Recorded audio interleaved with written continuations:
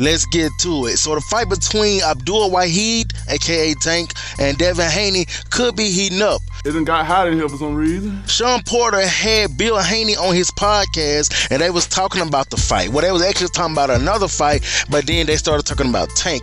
And Shawn Porter basically was saying that he don't think Tank is going to fight Devin Haney at 140 unless he put him down to a catch weight and most likely a rehydration clause and try to pull something out of Devin Haney. You know, he basically saying to try to make Devin Haney weaker. This is the clip of what he said on his podcast. Same thing with Tank. All respect to Tank and his people, and they already know I love them, but they're not coming up to 140 to fight you. You showed Devin Haney showed himself to be too strong, too fast, too big, too everything. They'll do the catch weight.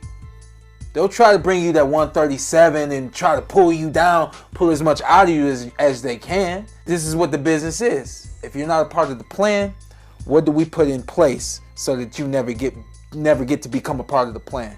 Devin Haney ain't a part of the plan. Now, after Shawn Porter said that, Tank did respond on Twitter, and this is what Tank said. Now, ask Shawn this question. If I beat his butt in the gym and he was over 147 pounds, why the F would I be scared to fight an MFer with just a nose? Stuff not adding up. And then Shawn Porter actually responded back to Tank through Twitter. This is what he said.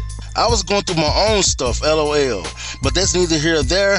I'm on record for saying the fight doesn't happen and why. I do my best to keep it 100 without completely exposing the business. Quiet as it's kept, neither one of y'all want to fight right now. Then even Devin Haney responded, and he was like, I've been calling out that dude for years.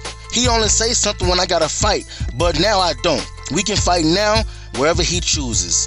He said we don't know how to get in contact with him. Well, have your people reach out, Javante. I'm gonna break your jaw, I promise you. Now, this right here don't really mean that the fight is going to happen, but it is good to have both of them talking about it and responding to it. Even Michael Benson tweeted, His Excellency Turki Al-Ashik has said he wants to bring Gervonta Davis versus Devin Haney fight to Saudi Arabia.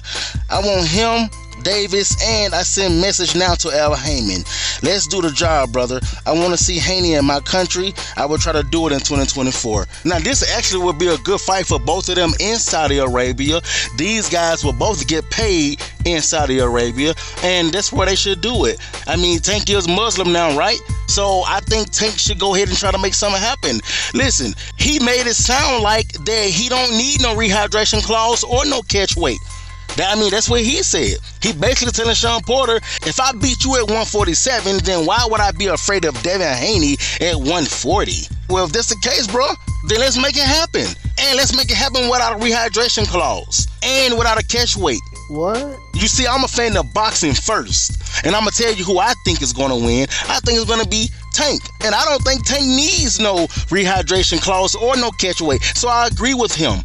But if that's the case, then go ahead and let's do it. Let's get it done so people can stop trying to say that you ducking and don't use no catch weight or rehydration clause so they can't have no excuses for when you knock out Devin Haney.